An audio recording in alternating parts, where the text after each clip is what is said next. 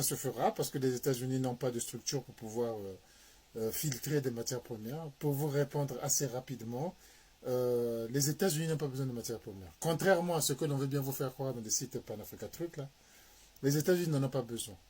C'est un niveau d'économie qu'ils ont laissé à des pays qui sont encore à cette étape d'industrialisation. C'est-à-dire qui vont chercher des matières premières, donc les fouiller, avoir des entreprises d'exploration, etc. Et puis des entreprises de raffinage des matières premières, les États-Unis n'en ont pas. Donc même si vous donnez toutes les minerais du Congo aux États-Unis, ils n'ont pas d'usine pour les raffiner. Ils n'ont pas peut-être, je ne dis pas qu'ils n'ont pas le savoir-faire, mais ils ont quitté ce type d'industrie. Ils n'en ont pas. Donc, et pour les mettre en place, pour pouvoir équiper les États-Unis, le territoire américain, d'usines qui vont permettre de filtrer tout ça, ça ne se fait pas du jour au lendemain, ça va prendre des années. Il faut former les ingénieurs, il faut équiper, fabriquer les machines, etc. Ça prendra des années. Mais est-ce que les États-Unis ont envie de revenir à ce type d'économie? Non. Parce que toutes ces matières premières suivent plusieurs étapes. Je viens de le dire. La première étape, c'est la prospection et l'extraction. Là, vous tirez la matière première. Mais quand vous tirez la matière première, c'est un bloc compact. Quand vous entendez parler du coltan, le coltan, c'est le colombite tantanite. Donc, c'est-à-dire qu'à l'intérieur, vous avez au moins deux matières premières amalgamées qui sont mélangées l'un dans l'autre. Parfois, vous en avez trois. Vous avez aussi l'autre truc, l'autre bloc qui est constitué d'étain et de tungstène et parfois de cuivre mélangé. Donc, une fois que vous avez extrait, c'est ce bloc mélangé que vous avez avec vous. Ensuite, il faut passer au raffinage qui va vous permettre de le dissoudre et de mélanger et de séparer chacun des trucs. En général, pour avoir les différentes pièces, même l'or, hein, c'est pareil. Vous extrayez l'or, c'est un bloc avec beaucoup d'impuretés, avec beaucoup d'autres matières premières qui peuvent être ferreux, qui peuvent être beaucoup de choses. Donc, vous avez cette étape d'extraction, puis vous avez l'étape du raffinage. Ça, c'est les étapes où les Américains ont abandonné. Ensuite, après ces deux étapes, une fois que vous avez raffiné, vous avez des matières premières. Allez, vous avez du caillou, vous avez du bâton ou du métal. Qu'est-ce que vous faites de ce caillou-là, de ce métal? Il faut maintenant le transformer dans les objets dans lesquels il est le plus demandé. Prenons le coltan, vous allez le transformer par exemple en batterie. Donc ça, c'est la troisième étape. Première étape, on a dit exploration, extraction. Deuxième étape, raffinage. Vous avez une troisième étape qui va consister maintenant à fabriquer les pièces de base qui sont utilisées dans ce truc-là. Donc, pour le coltan, c'est les batteries que vous allez donc ajouter avec d'autres matières premières. Parce que dans le coltan, dans les batteries, vous allez aussi avoir besoin du lithium, etc. La batterie, surtout pour la mémoire, d'ailleurs. Donc, vous allez avoir besoin d'autres matières premières. Ça, c'est la troisième étape, qui est la fabrication des pièces. Or, dans ces trucs de fabrication des pièces, les États-Unis ont également abandonné. Pas que les États-Unis et l'Europe, ils ont également abandonné.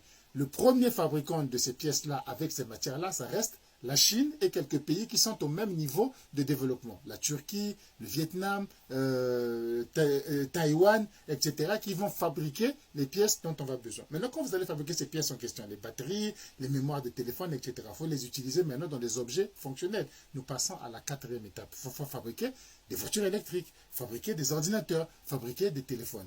Les États-Unis de l'Occident, cette étape-là, ils ont abandonné. Vous voyez le nombre d'étapes abandonnées qu'ils ont, et tout ça, vous avez la Chine qui fabrique pratiquement 60% des véhicules électriques du monde. La Chine qui fabrique pratiquement 90% des ordinateurs du monde. Je ne sais pas combien de pourcents de téléphones du monde, etc., etc. Donc, tout le besoin des matières premières, là, direct, a été cédé à d'autres. Eux, ils vont se placer sur d'autres segments, qui est d'abord la création, c'est-à-dire que l'inventivité. Merci, monsieur Mokori, c'est 70% des voitures électriques qui sont fabriquées par la Chine. L'Europe fabrique quelques dizaines de milliers de voitures électriques. Les États-Unis, je crois qu'ils sont à 1 million.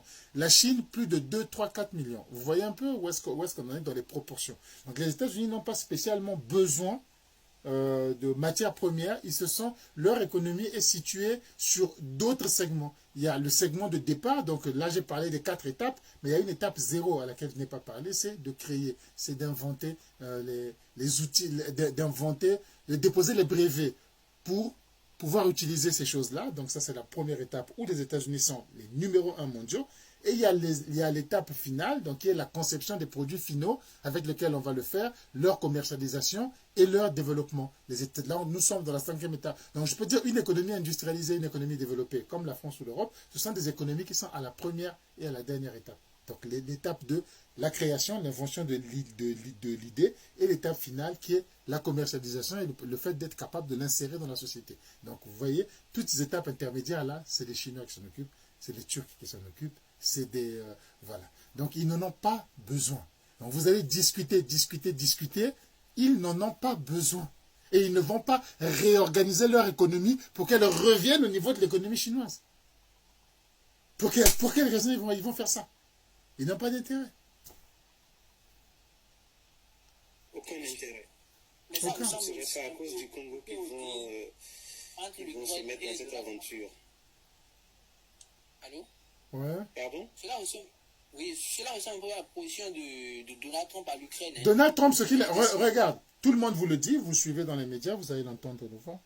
Si Donald Trump prend les matières premières en Ukraine, pour pouvoir les exploiter, c'est des choses qui vont se passer dans 15-20 ans. Donald Trump ne sera même plus vivant. Je ne dis même pas au pouvoir, vivant. Mais oui, pourquoi ça intéresse Donald Trump? C'est d'abord, il a envie de montrer que ce qu'il a donné à l'Ukraine, il a récupéré quelque chose, puisque l'Amérique ne doit plus donner pour rien, l'Amérique n'est pas le père du monde, etc. Il a envie que son discours serve.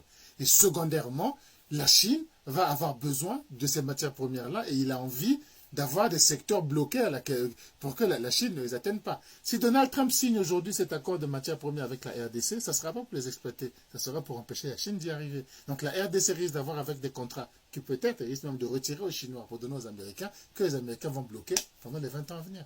Ils n'en ont pas besoin.